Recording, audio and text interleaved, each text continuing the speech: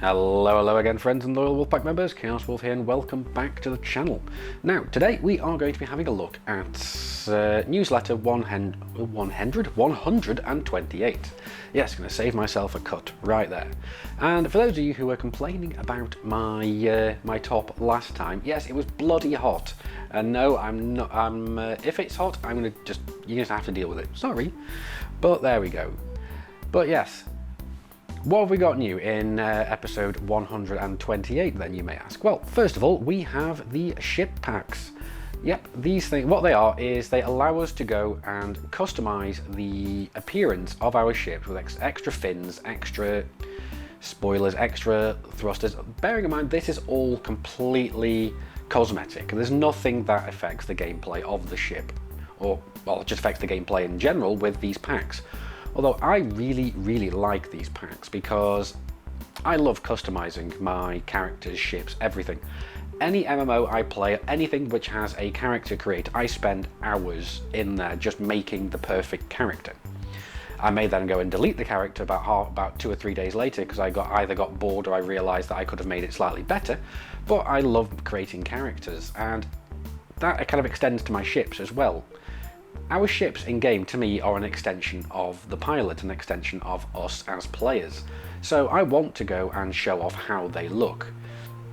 How much they retail for? I do believe they are around about 9 to 10 euros each, depending on what they are. Currently, they are only for the Sidewinder, the Eagle, and the Cobra Mark III, though I do not doubt that over the coming weeks and months, we're going to see kits coming out for different ships, and even I wouldn't be surprised to find more kits for the ships that we currently have in game.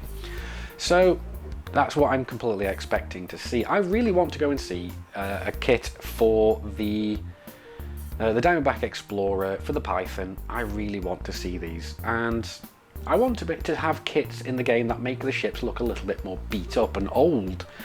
Perhaps because, you know what I mean, you should know by now that I'm a massive Firefly fan, and I really want the chance to go and make my ship look old and used, perhaps, especially on my newest account, which is Commander Mel Reynolds. Now, this guy is going to go out on some exploration trips because, you know, he's going out to the black. I can't say when he's coming back.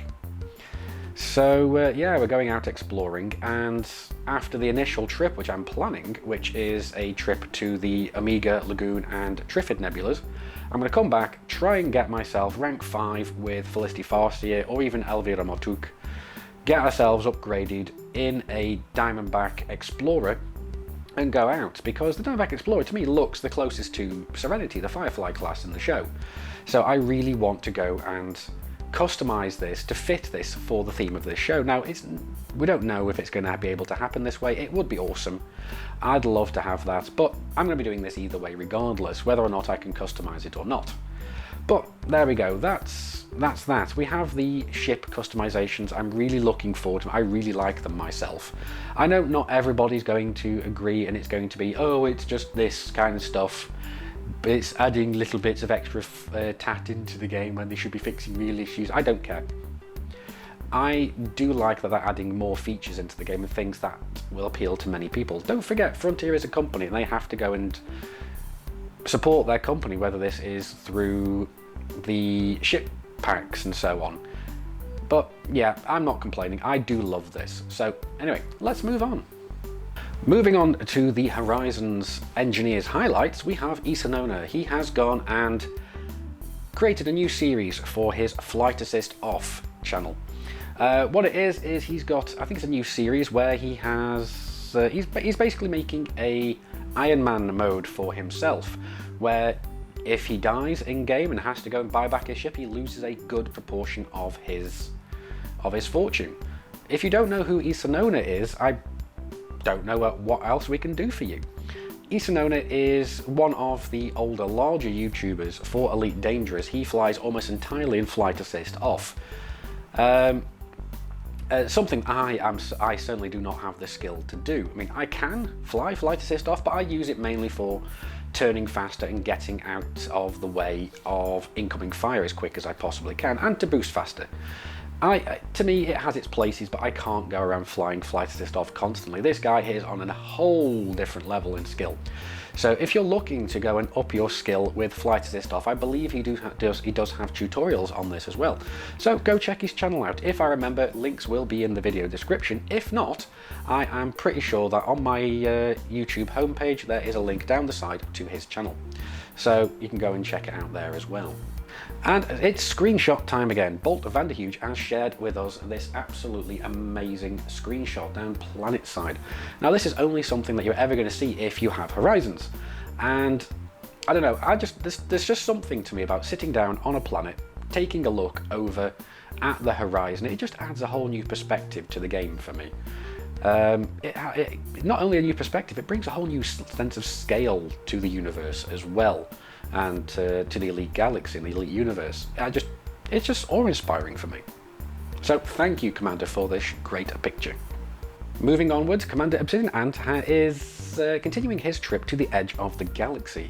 He's shared yet another video basically chronicling his adventures towards Beagle Point, I believe is where he's going. So link to the video will be in the video description. If not, just head over to his YouTube channel and go and check it out. Yep, it's that time again. It's time for the next episode of Rise to Power. The live streams with Zach and Ed on the Frontier YouTube, where we go and talk with Zach and Ed. Basically us being the wild card. The wild card contestants, and we go talk with them, answer questions, and this time we're going to be going and taking part in a combat challenge with Ed whilst trying to answer questions at the same time. Hopefully this time I'm going to be the fastest at it this time, because this last time we lost out very, very minorly to Adil's Armada, but I'm calling foul there as well, because we did have 500,000 credits worth of leeway to go and buy upgrades for our stock Cobras, and you guys went over that. So I'm claiming the moral high ground on this one. It doesn't really matter at the end of the day. It is all just fun, but even so, I'm not competitive in the slightest. Yeah, believe that and you believe anything. But this live stream is going to be taking part on Tuesday the 14th, and I assume, it doesn't actually state in the newsletter, but I assume it's going to be same time as per usual, which is 7 PM GMT time, or 7 PM British time. So I will see you there, Commanders. Next, Commander Corrigendum goes and takes a look at a year of Power Play. Holy crap, it's surprising to think that Power Play has been out for a year already. Yes, it's been out for a year, and I've virtually been ignoring it for virtually a year. Yes, Power Play is one of the things in the game that I don't really get on with all that well. I don't suppose many commanders really do, because a lot of you do constantly complain about how Power Play has been implemented in the game. It is getting better, and I do kind of take part in it a little bit every so often, but it's only so I can go and get the modules out of it. I don't really find it that interesting. In fact, I do kind of find it a little bit frustrating at times, especially since our home system of Jonai has now been exploited by Zachary Hudson. And there's not really a lot we can go and do about it. I mean, we could go and undermine a local system, but we don't really care that much to go and do it. It's not really much of an issue for us, apart from if a lot of the Wolf Pack do want to go and join other powers, it's getting frustrating being attacked by Power Play NPCs on a regular basis. Now, we do play in a private group, so again, there's not a lot we can do, but I don't want to get onto a big negative thing about this. Let's just move swiftly onwards. Power Play is a good, well, I hesitate to use the word good, but it is a part of the game. Do I think it could have been implemented better? Yes, I do. Am I going to complain about it too much? No, not really. Your view on this may change, because I have been complaining a little bit. But it is useful. It does have some nice modules, but I think what you have to do to get them, or what you have to put up with for them, is not great. But anyway, let's move onwards. I've moaned about this enough.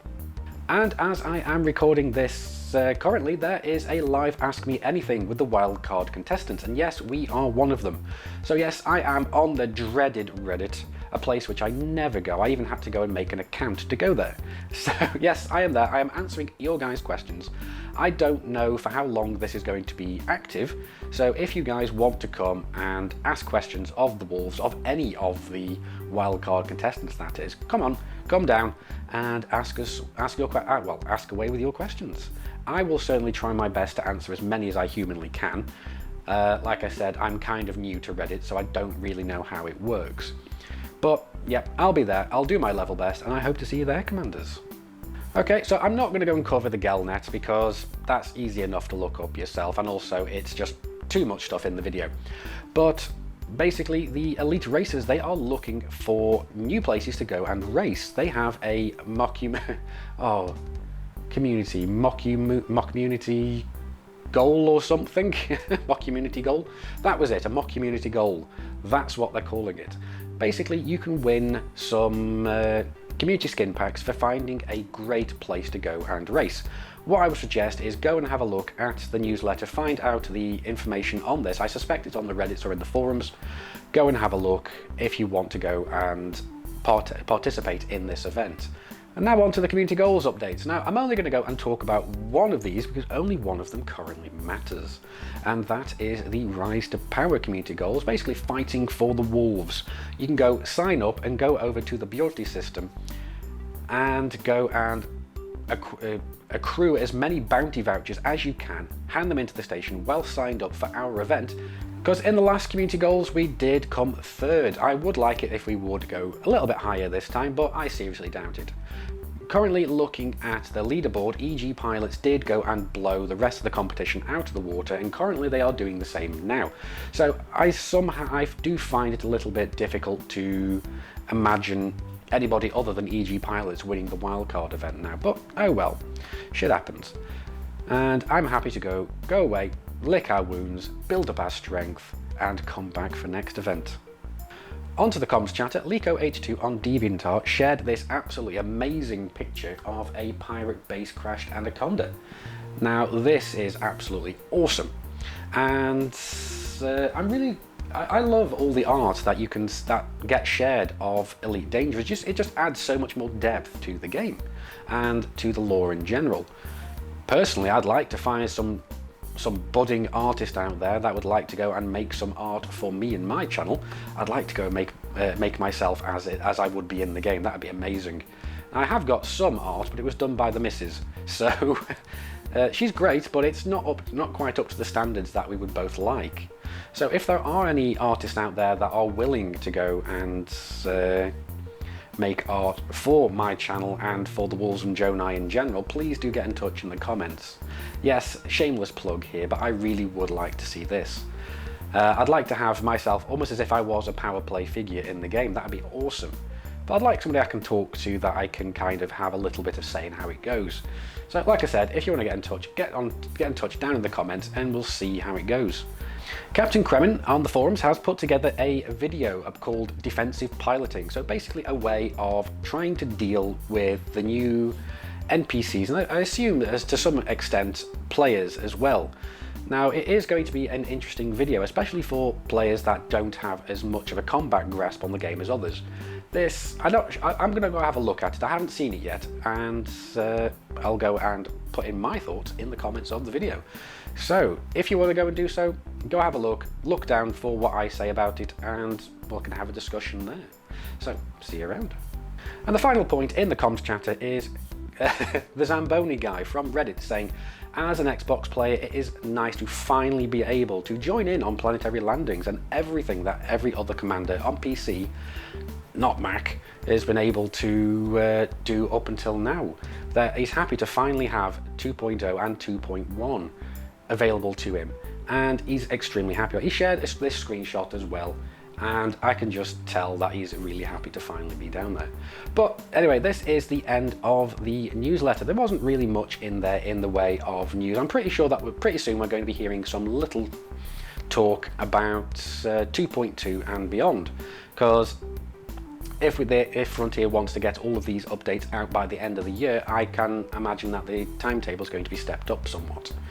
But anyway, like I said, it's the end of the video. I do hope you've enjoyed it. If so, please do hit this lovely, lovely subscribe button. Give it a little stroke. It really enjoys that. But anyway, guys, I've been Commander Chaos Wolf. You guys have been epic. I will see you soon. And until then, Commanders, keep flying and stay shiny.